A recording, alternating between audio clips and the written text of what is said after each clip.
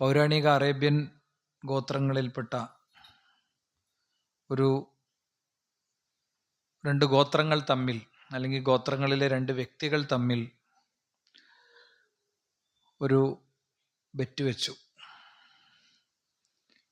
Bet വെക്കപ്പെട്ട വിഷയത്തിൽ പരാജയപ്പെട്ടാൽ പരാജയപ്പെടുന്ന വ്യക്തിയുടെ മകളെ വിജയിക്കുന്ന വ്യക്തിക്ക് കൈമാറണം എന്നതായിരുന്നു, നിശ്ചിത കാലം കൂടെ നിർത്താൻ കൈമാറണം എന്നതായിരുന്നു വ്യവസ്ഥ. അതിൻ്റെ അടിസ്ഥാനത്തിൽ പരാജയപ്പെട്ട വ്യക്തി തൻ്റെ മകളെ വിജയിച്ച വ്യക്തിക്ക് കൊടുത്തു. നിശ്ചിത കാലം കഴിയുമ്പോൾ അവളും കൂടെ തിരിച്ചു വിടണം എന്നതാണ് നിബന്ധന. അങ്ങനെ ധാരണയായി. പക്ഷേ ഈ കുട്ടി ഈ ഗോത്രത്തിലെ തൻ്റെ ഉപ്പയുടെ ശത്രുവായ വ്യക്തിയെ വിവാഹം കഴിക്കുകയും അയാളുടെ കൂടെ ജീവിക്കാൻ തീരുമാനിക്കുകയും ചെയ്തു. അവിടെ മുതൽക്ക് അറേബ്യയിലെ ഏറ്റവും അംഗസംഖ്യയുള്ള വളരെ പ്രഗത്ഭമായ ആ ഗോത്രം തീരുമാനമെടുത്തു, നമ്മുടെ കുടുംബത്തിൽ ഇനി ഒരു പെൺകുട്ടിയും ജനിക്കേണ്ടതില്ല. ജനിച്ച പെൺകുട്ടികളെ തിഹാമയുടെ പർവ്വതയോരങ്ങളിൽ കുഴിയൊരുക്കി കുഴിച്ചു മൂടുന്ന അറേബ്യൻ സമ്പ്രദായം ഇതുപോലത്തൊരു ദുരന്ത അനുഭവത്തിൽ നിന്ന്, അല്ലെങ്കിൽ തെറ്റായ കുടുംബ വൈര്യത്തിൽ നിന്ന് ജനിച്ചതായിരുന്നു. ഇത്തരമൊരു സാഹചര്യത്തിലാണ് അന്തിമ വേദത്തിൻ്റെ അവതരണം മക്കത്തുണ്ടാകുന്നതും മഹാനായ നബി കരീം സ്വല്ലല്ലാഹു അലൈഹി വസല്ലമ തങ്ങളിലൂടെ മാനവരാശിക്കുള്ള മാർഗദർശനത്തിൻ്റെ വെളിച്ചം വിശുദ്ധ ഖുർആൻ അവതരിക്കുന്നതും. വിശുദ്ധ ഖുർആൻ ഇങ്ങനെ കൊന്നൊടുക്കുന്ന പെൺകുഞ്ഞുങ്ങളുടെ കാര്യത്തിൽ വളരെ ശക്തമായ താക്കീതുകൾ നൽകിക്കൊണ്ടും അവരെ ഉത്ബോധിപ്പിച്ചുകൊണ്ടും അതിൻ്റെ മാർഗരേഖ അവതരിപ്പിക്കുകയുണ്ടായി. ജീവിക്കാൻ അവകാശമില്ലാത്ത, ജനിക്കാൻ അവകാശമില്ലാത്ത പെൺ സമൂഹത്തിന് ജീവിക്കാനും മുന്നോട്ടു പോകാനുമുള്ള അവകാശ പ്രഖ്യാപനവുമായി മനുഷ്യ ചരിത്രത്തിൽ ആദ്യമായി ഒരു മതത്തിൻ്റെ വേദം സംസാരിക്കുന്നത് വിശുദ്ധ ഖുർആനാണ്. വലാ തഖ്തുലൂ ഔലാദക്കും മിൻ ഇംലാഖ്, നിങ്ങൾ വിഭവങ്ങളിലെ, ഭക്ഷണത്തിലെ ഒക്കെ പട്ടിണിയുടെ ഒക്കെ കാര്യം ഭയന്നിട്ട് നിങ്ങൾ നിങ്ങളുടെ കുഞ്ഞുങ്ങളെ കൊല്ലരുത് എന്ന് വിശുദ്ധ ഖുർആൻ പറഞ്ഞു. വൈദൽ മൗഊദത്തു സുഇലത് ലിഅയ്യി ദംബിൻ ഖുതിലത്, നിങ്ങൾ കുഴിച്ചിട്ട ഓരോ കുഞ്ഞും എന്തിന് നിങ്ങൾ എന്നെ കൊന്നു ഉപ്പച്ചേ എന്ന് നിങ്ങളോട് നാളെ പരലോകത്തുനിന്ന് ചോദിക്കും എന്ന ശക്തമായ ശകാര സ്വരത്തിൽ തന്നെ, ഏറ്റവും ശക്തമായ ഭാഷയിൽ തന്നെ വിശുദ്ധ ഖുർആൻ സംസാരിച്ചു. അതേതുവരെ എത്തിയെന്ന് ചോദിച്ചു കഴിഞ്ഞാൽ, മൻ കാന ലഹു ഇബ്നതാനി ഫഅഹ്സന ഇലൈഹിമ കുന്ന ലഹു സിത്റൻ മിനൻ നാർ. ആർക്കെങ്കിലും രണ്ട് പെൺകുട്ടികളുണ്ട്, ആ രണ്ട് പെൺകുട്ടികളെയും അയാൾ ശരിയാം വിധം വളർത്തുകയും പരിപാലിക്കുകയും ചെയ്താൽ കുന്ന ലഹു സിത്റൻ മിനൻ നാർ, ആ രണ്ട് പെൺകുട്ടികളും നരകാഗ്നിയിൽ നിന്ന് അവനെ മറയൊരുക്കും, അല്ലെങ്കിൽ അതിൽ നിന്ന് അവനെ തടയും എന്ന പാഠത്തിലേക്ക് വരെ ആ കാര്യങ്ങൾ എത്തുകയാണ്. വിശുദ്ധ ഖുർആൻ സ്ത്രീയുടെ കാര്യത്തിൽ സ്വീകരിച്ച വളരെ ഉയർന്ന കാഴ്ചപ്പാടുകൾ അത് ചരിത്രത്തിലുടനീളം ആർക്കും മായ്ക്കപ്പെടാൻ കഴിയാത്ത ഒരു യാഥാർത്ഥ്യമായി ഇന്നും നിലനിൽക്കുകയാണ്. എത്രത്തോളം എന്ന് ചോദിച്ചു കഴിഞ്ഞാൽ, പെണ്ണിനെ സംബന്ധിച്ചിടത്തോളം പെണ്ണ് ഒരു മനുഷ്യവർഗത്തിൻ്റെ ഭാഗമാണോ എന്നടക്കം മതങ്ങൾ ചർച്ച ചെയ്തിട്ടുണ്ട്. ഇന്നും നമ്മുടെ സമൂഹത്തിൽ നിലനിൽക്കുന്ന ചില മതങ്ങളുടെ വേദങ്ങളും അവരുടെ വേദപണ്ഡിതന്മാരൊക്കെ ചർച്ച ചെയ്ത കാര്യമായിരുന്നു പെണ്ണ് മനുഷ്യവർഗത്തിൻ്റെ ഭാഗമാണോ അല്ലേ എന്നത്. ഭാഗമാണെന്ന് ആ കാലഘട്ടത്തിൻ്റെ തെറ്റായ കാഴ്ചപ്പാടുകളെ തിരുത്തിക്കൊണ്ട് ഖുർആൻ പറഞ്ഞു, ഹുവല്ലദീ ഖലഖകും മിൻ നഫ്സിൻ വാഹിദ, അവനാണ് ഒരൊറ്റ ശരീരത്തിൽ നിന്ന്, ഒരൊറ്റ നഫ്സിൽ നിന്ന് നിങ്ങളെ രണ്ടു കൂട്ടരെയും പടച്ചത്. വജഅല മിൻഹാ സൗജഹ, നിങ്ങൾക്ക് ഇണയാക്കി തന്നത്. ലിയസ്കുന ഇലൈഹ, ആണിന് പെണ്ണിനും പെണ്ണിന് ആണിലും സമാധാനമടയാൻ വേണ്ടി ഒരേ ഇനത്തിൽ നിന്നും ഒരേ വർഗത്തിൽ നിന്നും നിങ്ങളെ അള്ളാഹു സൃഷ്ടിച്ചിരിക്കുകയാണ്. അപ്പോ വിശുദ്ധ ഖുർആൻ അവതരിപ്പിക്കപ്പെടുന്ന കാലഘട്ടത്തിൽ പെണ്ണെന്നത് മനുഷ്യവർഗത്തിൽപ്പെട്ടതാണ് എന്ന് വിശ്വസിക്കാത്ത വേദസമൂഹങ്ങൾ ഉണ്ടായിരുന്നു. മാത്രല്ല, പെണ്ണിനെ സംബന്ധിച്ചിടത്തോളം പെണ്ണിന് ജീവിക്കാൻ അവകാശമില്ലെന്ന് ചിന്തിച്ചിരുന്ന ഒരു കാലഘട്ടമുണ്ടായിരുന്നു. ആദരവിലും ആദരിക്കപ്പെടുന്നിടത്ത് തുല്യതയില്ലാത്ത അവസ്ഥ ഉണ്ടായിരുന്നു. ആണിന് ഒരു പ്രത്യേക പദവി, പെണ്ണിന് ഒരു പ്രത്യേക പദവി, അല്ലേ? വിശുദ്ധ ഖുർആൻ അതിന് കൃത്യമായി ക്ലാരിറ്റി വരുത്തി. വലഖദ് കറംനാ ബനി ആദം, ആദം സന്തതികളെ മുഴുവൻ നമ്മൾ ആദരിച്ചിരിക്കുന്നു. വഫദ്ദൽനാ അലാ കസീരിൻ മിമ്മൻ ഖലഖനാ തഫ്ദീല, നമ്മൾ സൃഷ്ടിച്ച മറ്റെന്തിനേക്കാളും ആദമിന്റെ സൃഷ്ടികളെ നാം ഉയർന്ന അവസ്ഥയിലാക്കിയിരിക്കുന്നു. എല്ലാറ്റിൻ്റെയും അധികാരവും അവകാശമൊക്കെ അവന് കിട്ടും വിധമുള്ള ഒരു അധീശത്വവും അവന് നമ്മൾ അംഗീകരിച്ച് നൽകിയിരിക്കുന്നു എന്ന ഖുർആനിന്റെ പ്രഖ്യാപനമൊക്കെ വരുന്നത് ആ ഒരു പശ്ചാത്തലത്തിലാണ്. ഖുർആനിന്റെ വചനങ്ങൾക്കൊക്കെ ഇങ്ങനത്തെ ചില സാഹചര്യങ്ങൾ യഥാർത്ഥത്തിലുണ്ട്. ഇനി അവിടെയും കാര്യങ്ങൾ തീരുന്നില്ല. ഒരു ആണ് കൊല ചെയ്യപ്പെട്ടാൽ കൊല ചെയ്ത ആണിനു പകരം അതേ ഗോത്രത്തിൽപ്പെട്ട പെണ്ണുങ്ങളെ കൊന്ന് പരിഹാരക്രിയകൾ നടത്തിയിരുന്ന സമ്പ്രദായം അറേബ്യൻ സമൂഹത്തിലും അതിൻ്റെ മുൻപുള്ള സമൂഹങ്ങളിലൊക്കെ ഉണ്ടായിരുന്നു.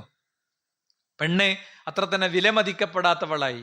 എന്നാൽ കൊലയുടെ കാര്യത്തിൽ ആണ് പെണ്ണ് എന്ന വ്യത്യാസമില്ലാത്ത ഖുർആൻ പറഞ്ഞു, ഇന്നഹു മൻ ഖതല നഫ്സൻ ബിഗൈരി നഫ്സിൻ ഔ ഫസാദിൻ ഫിൽ അർളി ഫകഅന്നമാ ഖതല അന്നാസ ജമിഅ, ഒരു വ്യക്തി അന്യായമായി കൊല്ലപ്പെട്ടാൽ ഫകഅന്നമാ ഖതല അന്നാസ ജമിഅ, മുഴുവൻ മനുഷ്യരെയും കൊന്നതിന് തുല്യമാണ്. അത് ആണാണെങ്കിലും പെണ്ണാണെങ്കിലും.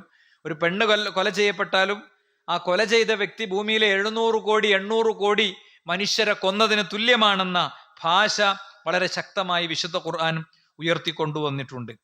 ഇത് ഈ അനന്തരാവകാശം സ്ത്രീക്ക് നിഷേധിക്കപ്പെട്ടിരുന്ന ഒരു സാമൂഹിക പരിസരത്താണ്, അല്ലെ? പല മതങ്ങൾക്കും അനന്തരാവകാശം അവരുടെ സ്ത്രീകൾക്ക് കിട്ടിയത് എങ്ങനെയാണ്?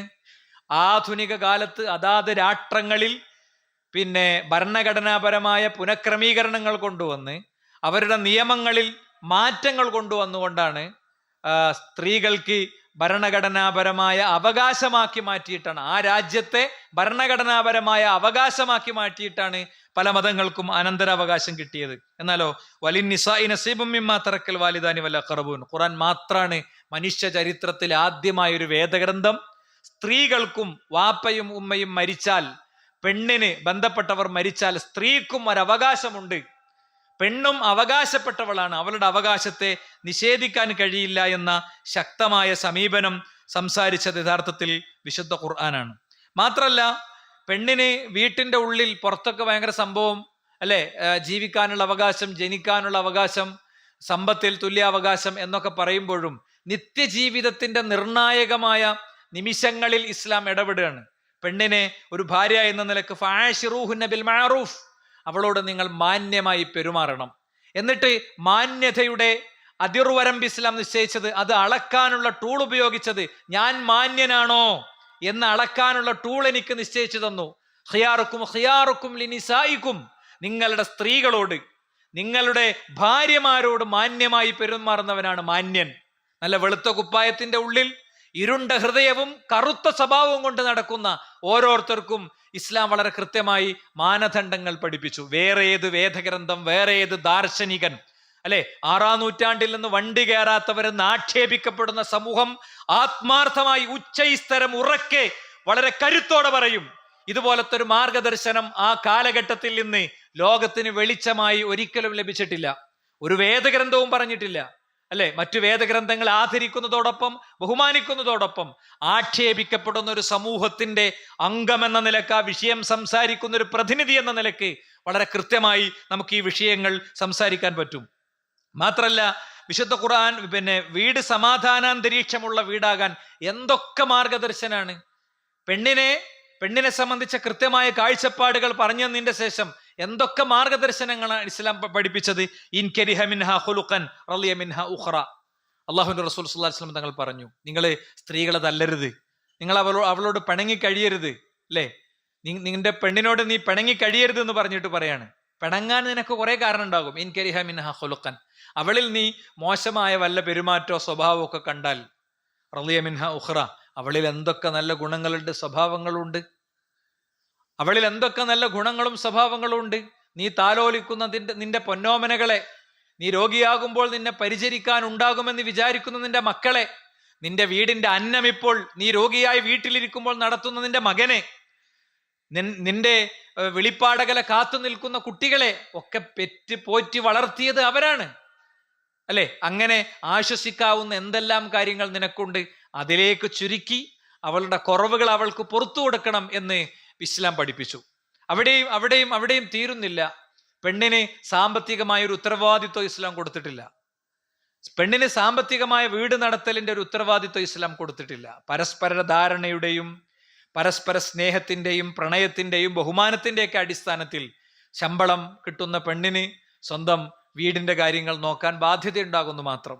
ഞാൻ എൻ്റെ ശമ്പളം വീട്ടിലെ കാര്യങ്ങൾക്ക് ഉപയോഗിക്കൂല എന്നൊരു പെണ്ണ് തീരുമാനിച്ചാൽ അവൾ കുറ്റക്കാരിയൊന്നുമല്ല അല്ല. ഇതൊക്കെ എങ്ങനെയാണ് പറയാൻ പറ്റുമോ? നിങ്ങളിപ്പോൾ അത് പറഞ്ഞ് പ്രശ്നം ഉണ്ടാക്കല്ലേ. അങ്ങനെ പ്രശ്നം ഉണ്ടാകണമെങ്കിൽ നിങ്ങൾ വരും. അപ്പം നമുക്ക് നോക്കാം. ഇസ്ലാമിന്റെ ഹുക്കുമ് വേറെ തന്നെയാണ്, മനസ്സിലായില്ലേ? ഇസ്ലാമിന്റെ ഹുക്കുമാണ് ഞാൻ പറയണത്. അനന്തരാവകാശത്തിൽ ഇത് പെണ്ണുങ്ങൾക്കുള്ളൊരു സംഭവം കൂടിയാണ്. അനന്തരാവകാശവുമായി ബന്ധപ്പെട്ട് അങ്ങനെ നമ്മളെ പ്രധാനമന്ത്രിക്ക് ഭയങ്കര സ്നേഹമാണല്ലോ ഇന്ത്യയിലെ പെണ്ണുങ്ങളോട്. അതുകൊണ്ട് ഇടയ്ക്കിടയ്ക്ക് മൂപ്പർ ഓരോരോ സാധനം കൊണ്ടുവരും. മുത്തലാഖ് കൊണ്ടുവരും അല്ലെ. എൻ്റെ മൂന്നും തീർത്തു എന്ന് പറഞ്ഞിട്ടാണ് 3 തുപ്പി അതോടെ തീരും. ഇതൊക്കെ ആരുണ്ടാക്കണതാ? ഇതൊക്കെ ഇസ്ലാമിലുള്ളതാ?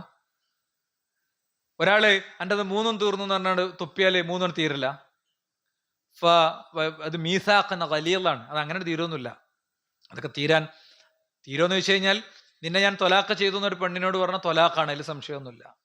പക്ഷെ ഒരാൾ ഒറ്റയടിക്ക് വൈകാരിക വിക്ഷേപത്തോടു കൂടെ 3 ചെല്ലുക, തുപ്പുക അല്ലെ, എന്നിട്ട് മുത്തലാഖ് നിരോധന നിയമമൊക്കെ കൊണ്ടുവന്നു ഇന്ത്യയിൽ.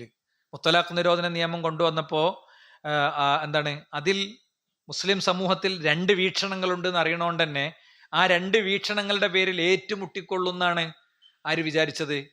ഇത് പ്രൊമോട്ട് ചെയ്യുന്ന ഭരണകക്ഷി വിചാരിച്ചത്. പക്ഷേ ഇന്ത്യയിൽ മുഴുവനുള്ള മുസ്ലിം നേതൃത്വങ്ങൾ നമുക്കൊക്കെ അതിൽ മുത്തലാഖ് എന്നത് ആ അർത്ഥത്തിൽ അതിനോട് വിയോജിക്കുന്നവരാണ്. നമ്മൾ തൊലാഖ് വേറെ തന്നെ പറയേണ്ടതാണ്. അത് കൃത്യമായ ബോധ്യത്തോടെ നിർവഹിക്കേണ്ടതാണ്. അതല്ലാതെ ഒരൊറ്റ തുപ്പിന് 3 തുപ്പിയും കാണാൻ പറഞ്ഞേക്കാൻ പറ്റണമെന്നല്ല അല്ലെ. ആ വിയോജിപ്പുകളൊക്കെ അവിടെ ഉണ്ടായിരുന്നെങ്കിലും ആ വിയോജിപ്പുകളെ നമ്മൾ പബ്ലിക്കിൽ കൊണ്ടുവന്നില്ല. അത് നിരോധിക്കപ്പെട്ട് പോകുന്ന ആ നിയമം അതിന്റെ ലക്ഷ്യങ്ങളെ സംബന്ധിച്ച് സംസാരിക്കണം നമ്മൾ ചെയ്തത്. ഇവിടെ നിങ്ങൾ നോക്കിപ്പം അനന്തരാവകാശത്തിന്റെ വിഷയം വരുമ്പോ ഞങ്ങൾക്ക് പകുതിയേ ഉള്ളൂ, അല്ലെങ്കിൽ ഞങ്ങൾക്ക് 6-1 ഉള്ളൂ, ആങ്ങൾക്ക് കൂടുതൽ കിട്ടുന്നുണ്ട് അല്ലെ, പെൺകുട്ടികൾക്ക് അളവ് കുറവാണ് കിട്ടുക. ഇങ്ങനെയൊക്കെ ചില വക്കീലന്മാരും മുസ്ലിം വേഷധാരികളായ ചില വക്കീലന്മാരും മുസ്ലിം നവോത്ഥാനം പറയുന്ന ചില വ്യക്തികളൊക്കെ രംഗത്ത് വരുമ്പോൾ നമ്മളെ സ്ത്രീകൾക്കുണ്ടാകും അവരുടെ ഉള്ളിൽ ചിലപ്പോൾ ചില സംശയങ്ങളൊക്കെ. അനന്തരാവകാശം ലോകത്ത് പെണ്ണിനൊരിക്കലും ഒരു മതവും നിർദ്ദേശിക്കാത്ത നിഷ്കർഷിക്കാത്ത കാലത്ത് അനന്തരാവകാശം ഉണ്ടെന്ന് പറഞ്ഞ് അവകാശം വെച്ചു കൊടുത്തു. ഇനി കിട്ടുന്ന സ്വത്ത് അത് നിത്യജീവിതത്തിലെ ചിലവുകളിലേക്ക് പെണ്ണ് ചിലവാക്കണോ? വേണ്ട.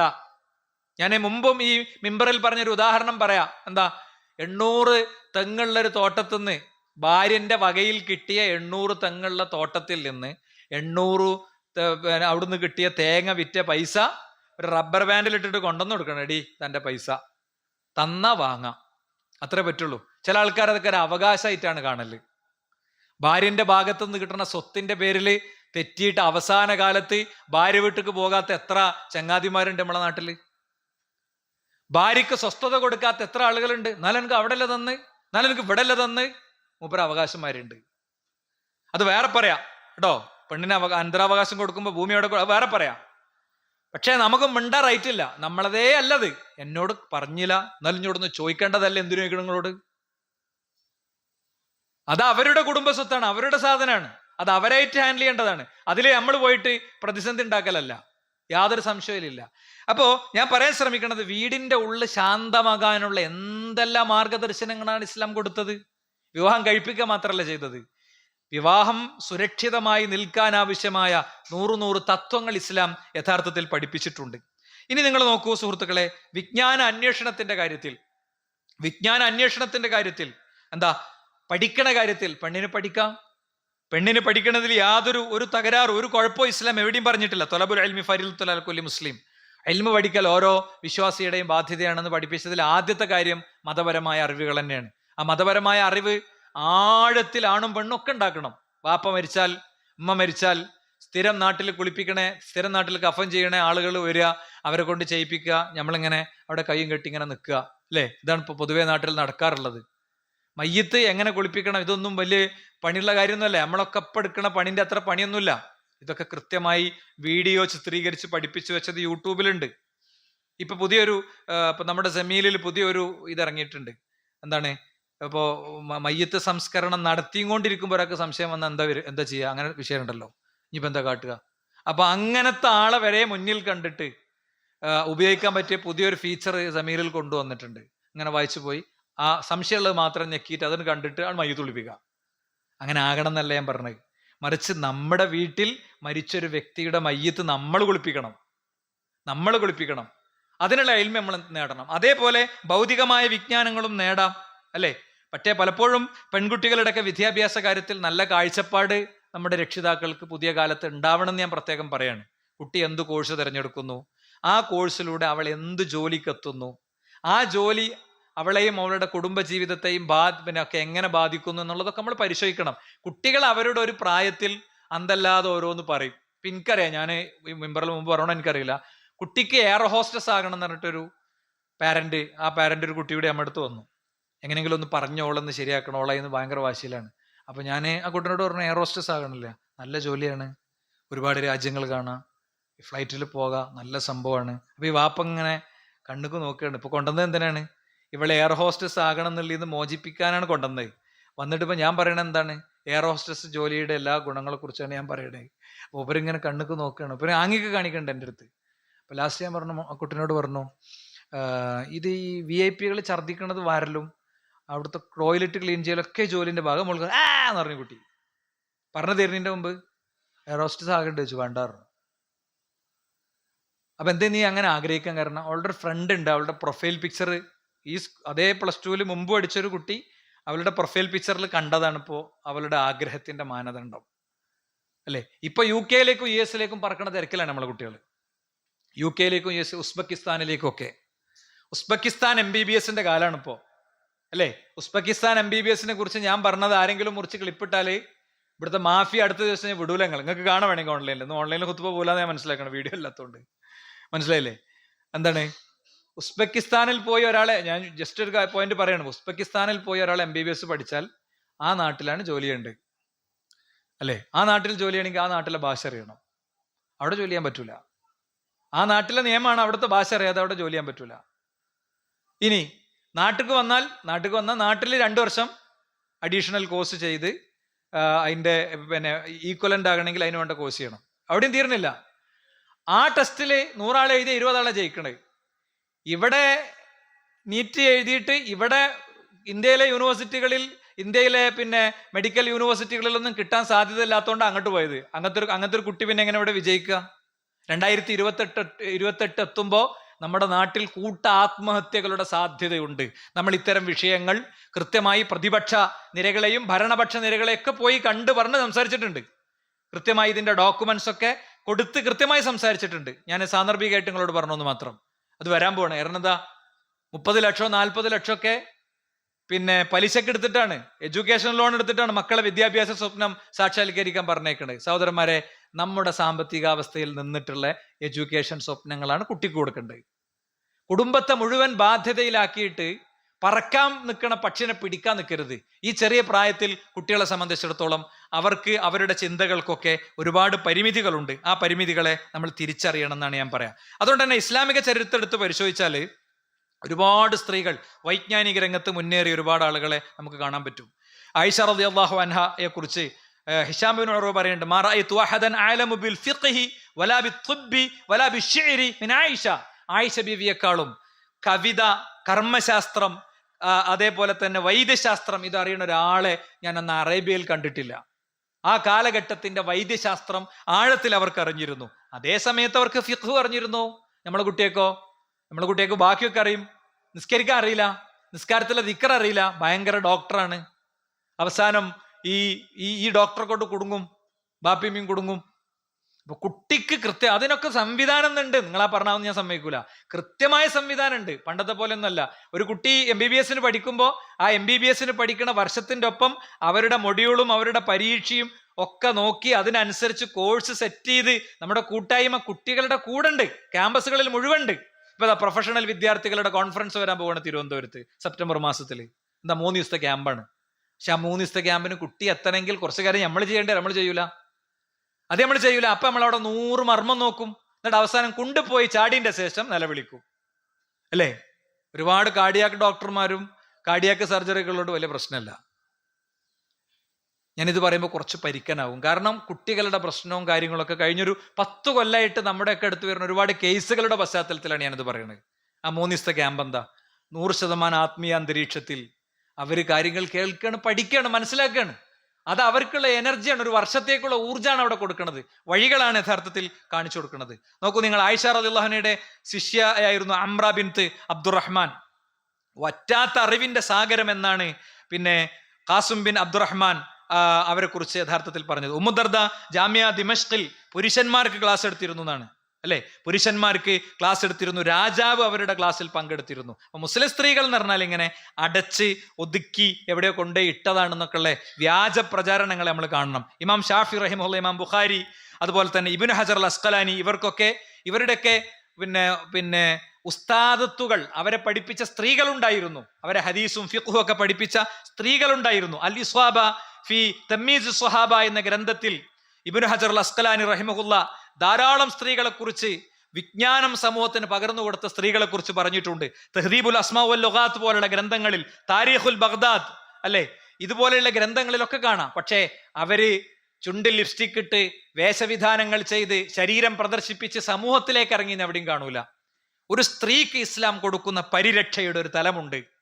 ആ പരിരക്ഷയുടെ തലത്തെക്കുറിച്ച് പറഞ്ഞപ്പോ അത് പിന്തിരിപ്പനാണെന്നും പെണ്ണിനെ കൂട്ടിലടക്കുകയാണെന്നും പറയുകയും അത് വ്യാപകമായി സമൂഹത്തിലേക്ക് പിന്നെ കൊടുക്കുകയും ചെയ്തവരുടെ അണിയറ രഹസ്യങ്ങൾ കണ്ടുകൊണ്ടിരിക്കുകയാണ് ജനത ഇപ്പോ.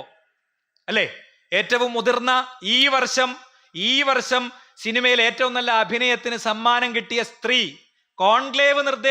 സിനിമ കോൺക്ലേവ് നിർദ്ദേശങ്ങളിൽ കൊടുത്തിരുന്ന നിർദ്ദേശം എന്താ അറിയോ? ഒരു സ്ത്രീയും സിനിമയുടെ ഒരു തലത്തിലും ഒരു പുരുഷൻ ഒറ്റക്കുള്ള ഒരു സ്ഥലത്ത് വരാത്ത വിധം നിയമം ഉണ്ടാക്കണം എന്ന് പറഞ്ഞതിന്റെ അർത്ഥം എന്താ?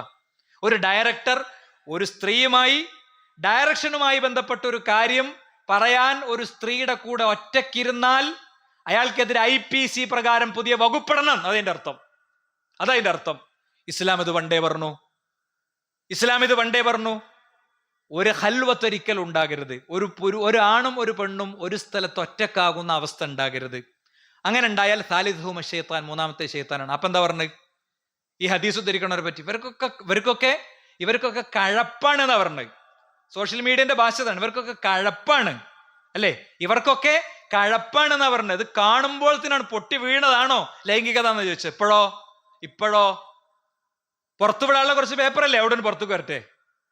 ആരെ വിചാരിച്ചിട്ടാണ് ഇത് പുറത്തേക്ക് വരാതെ സംരക്ഷിക്കണത്? രാഷ്ട്രീയത്തിന്റെ അപ്പുറത്ത് നമ്മൾ കാര്യങ്ങളെ കാണണം. അതെന്താ പുറത്തേക്ക് വരാത്തത്? നോക്ക് നിങ്ങള്, എന്താ പറയാ, ജനാധിപത്യത്തിന്റെയും മതേതരത്വത്തിന്റെയും നിയമനിർമ്മാണത്തിന്റെയും ഒക്കെ വലിയ കാലം, പണ്ടങ്ങ് 6-ാം നൂറ്റാണ്ടിലെ വണ്ടിനെ കുറിച്ച് ആവർത്തിച്ചു പറയുന്നവർ ജീവിക്കുന്ന കാലം, അവരൊക്കെ ചിലരൊക്കെ കാര്യങ്ങൾ കൈകാര്യം ചെയ്യുന്ന കാലം. ആ കാലത്ത് പീഡിപ്പിക്കപ്പെട്ട പെൺകുട്ടിക്ക് അവർക്ക് അവരുടെ പീഡനത്തിൽ അവർക്ക് നീതി കിട്ടണമെങ്കിൽ അവരെന്തൊക്കെ ആകണം? എന്നാ ഇസ്ലാമിക നിയമങ്ങളോ? ഇസ്ലാമിക നിയമത്തിൽ ഒരു പെണ്ണിനെ തൊടാനുള്ള നിബന്ധന എന്താ? ഒരു പെണ്ണിനെ തൊടാൻ ഇസ്ലാം പറയണേ, ഒരു ആണ് ഒരു വന്യ പെണ്ണിനെ തൊട്ടാൽ ആ തൊടലിനെ കുറിച്ച് ഇസ്ലാമിന്റെ പ്രയോഗം എന്താ അറിയോ? അതിലേറെ അവന് നല്ലത് അവന്റെ തലയിൽ സൂചി അടിച്ചിറക്കലാന്നാണ്. അപ്പൊ ഒരു പെണ്ണിനെ തൊടണമെങ്കിൽ ഇസ്ലാമിൽ മീസാഖ് ഖലീൽ വേണം. എന്താ മീസാഖ് ഖലീൽ? ശക്തമായ കരാറ്. ആ കരാർ എന്താ? സമൂഹത്തിന്റെ മുന്നിൽ അയലിനു അന്നിഖാ, നിക്കാഹ് നിങ്ങൾ പരസ്യമാക്കി പറയണം. ഇന്നാളുടെ മകളെ ഇന്നാൾക്ക് കെട്ടിച്ചു കൊടുക്കുകയാണ്. അങ്ങനെ ഉത്തരവാദിത്തപൂർവ്വം ഏൽപ്പിച്ചു കൊടുക്കണം. അപ്പൊ അല്ലാതെ തൊടാൻ പറ്റൂല. അല്ലാതെ തൊടാൻ പറ്റില്ലെന്ന് ഇസ്ലാം കണിശായിട്ട് പറഞ്ഞതാണ്. അപ്പൊ അതുകൊണ്ട് സഹോദരന്മാരെ, ഇസ്ലാമികമായ തത്വങ്ങളും നിയമങ്ങളും വേഷവിധാനം പ്രശ്നം ഉണ്ടാക്കുന്നുണ്ട് എന്ന് ഹേമ കമ്മിറ്റിയിലെ ഒരു കമ്മിറ്റി അംഗം പറഞ്ഞു. വേഷവിധാനങ്ങൾ പ്രശ്നം ഉണ്ടാക്കുന്നുണ്ട്, അല്ലെ? ഇസ്ലാം പെണ്ണിനോട് പറഞ്ഞതാണ്, പുരുഷനോട് പറഞ്ഞതാണ് പെണ്ണവളുടെ മാറിടത്തിലേക്ക് അവളുടെ വസ്ത്രത്തെ താഴ്ത്തിയിടട്ടെ. ഇസ്ലാം പറഞ്ഞതാണ്. ഇതേ കാര്യം ഒരുപാട് സ്ത്രീകളെയും അവരുടെ കണ്ണീരിന്റെ കഥകളും കേട്ടതിന്റെ ശേഷം ഹേമ കമ്മിറ്റിയിൽ മുൻപ് അഭിനേത്രിയായിരുന്ന ഒരു സ്ത്രീ അവരുടെ സജഷനായിട്ട് എഴുതി വെക്കാണ്, വേഷം ഒരു പ്രശ്നമാണ്. എന്തേ നമ്മളെ മീഡിയ എടുക്കാത്തത്? നമ്മുടെ മീഡിയ എടുക്കാത്തത്? ഇനി മാത്രമല്ല, ഇത് ലൈംഗികത മാത്രമൊന്നുമല്ലല്ലോ, ലഹരി ഉണ്ട്. ലഹരിയുടെ കാര്യം എന്താ നമ്മളെ മീഡിയ എടുക്കാത്തത്? ലഹരി എടുത്താല് ഈ പറയണോനെ യോഗ്യത വേണ്ടേ? ചർച്ച ചെയ്യണോന് ആദ്യം യോഗ്യത വേണ്ടേ? അപ്പൊ സഹോദരന്മാരെ, അള്ളാഹുവിന്റെ ഖുറാനിൽ ഒരു ആയത്തുണ്ട്, യാ അയ്യുഹല്ലദീനാമനൂ, ഓ സത്യവിശ്വാസികളെ, ഇതാ നിങ്ങളെ അള്ളാഹുവും റസൂലും നിങ്ങളെ വിളിച്ചാൽ ലിമാ യുഹീക്കും, നിങ്ങൾക്ക് ജീവൻ പകരുന്ന കാര്യത്തിലേക്ക് നിങ്ങൾ വിളിച്ചാൽ നിങ്ങൾ അത് അനുസരിക്കുക എന്ന് ഖുറാൻ പറഞ്ഞത് സത്യമാണ്. അതുകൊണ്ട് ഇസ്ലാമികമായ ഒരു തത്വങ്ങൾ പറഞ്ഞെടുത്ത ഒരു മടി നമുക്ക് ആവശ്യമല്ല. ഇപ്പൊ നിങ്ങൾ നോക്ക്, ഒരു പെണ്ണിന്റെ യാത്രയെക്കുറിച്ച് ഇസ്ലാം പറഞ്ഞു, അവൾ ഒരു രാത്രിയും ഒരു പകലും നീളുന്ന യാത്രയാണെങ്കിൽ അവൾക്ക് മഹ്റമ് വേണം. നമ്മളിപ്പോ ഉംറന്റെ ഒക്കെ സാഹചര്യത്തിൽ മഹ്റമില്ലാത്ത യാത്രകൾ സർക്കാർ അനുവദിച്ചതുകൊണ്ട് മഹ്റമില്ലാത്ത യാത്രക്ക് പോകുന്നുണ്ട്. യഥാർത്ഥത്തിൽ മഹ്റമില്ലാതെ ഒരാൾ പോയി ഉംറ ചെയ്താൽ ഉംറ സ്വീകരിക്കപ്പെടാതിരിക്കൊന്നുമില്ല, പക്ഷെ ആ യാത്ര കുറ്റകരമാണ്. ഞാൻ പറയുമ്പോൾ യാത്ര പോയ ആളുകൾക്ക് വിഷമൊന്നും ഉണ്ടാകേണ്ടതില്ല, അസ്തഗ്ഫിറുല്ലാഹ് പറയാ പഠിച്ചവനോട്. ചില ആളുകൾക്ക് ഒരുപാട് സാഹചര്യ പ്രശ്നങ്ങളൊക്കെ ഉണ്ടാകാം. അതുകൊണ്ട് തന്നെ അത് മഹ്റമിന് വേണ്ടിയുള്ള പ്രയത്നങ്ങൾ നമ്മുടെ ഏറ്റവും മിനിമം അതെങ്കിലും ഉണ്ടാകണം. ഒരു നിർവാഹമില്ലാത്ത ഒരു സാഹചര്യത്തിമെന്നൊക്കെ ആയിരിക്കണം അവസാനം അത് സംഭവിക്കേണ്ടത്. യഥാർത്ഥത്തിൽ അവർക്ക് ഹജ്ജ് ബാധ്യതയല്ല. അങ്ങനത്തെ ഒരാൾക്ക് മഹ്റം ഇല്ലാത്തൊരു പെണ്ണിന് ഹജ്ജ് ബാധ്യതയെ വരുന്നില്ല. അവരെത്ര കോടീശ്വരിയാണെങ്കിലും അവർക്ക് ബാധ്യതയെ വരുന്നില്ല. ഇസ്ലാം അത് അങ്ങനെ തന്നെ പറഞ്ഞതാണ്. അപ്പൊ അതുകൊണ്ട് ഇസ്ലാം പറയുന്ന ഈ തത്വങ്ങളെയും ഈ നിയമങ്ങളെയും ഒക്കെ അതേ അർത്ഥത്തിൽ എടുക്കാൻ സുഹൃത്തുക്കളെ നമുക്ക് കഴിയണം. പക്ഷെ ഇവിടെ ഒരു വിഷയമുണ്ട്. ഇന്ന് നമ്മുടെ സമൂഹത്തിൽ സ്ത്രീകളെ നമ്മൾ കൈകാര്യം ചെയ്യുന്നിടത്ത് കുറച്ചും കൂടി ശ്രദ്ധ വേണം. ഏട്ടിൽ ഇതുണ്ട്, നാട്ടിൽ പലതും ഇല്ല. നമ്മുടെ കുടുംബ സംവിധാനങ്ങളിൽ ഇതിൽ പലതും ഇല്ല. നോക്കൂ നിങ്ങൾ, മൻകാന ലഹു സലാസു ബനാത്തിൻ, ഒരാൾക്ക് 3 പെൺകുട്ടികൾ ഉണ്ടെങ്കിൽ, ഔ സലാസു അഖവാത്തിൻ, അല്ലെങ്കിൽ 3 പെങ്ങന്മാരുണ്ടെങ്കിൽ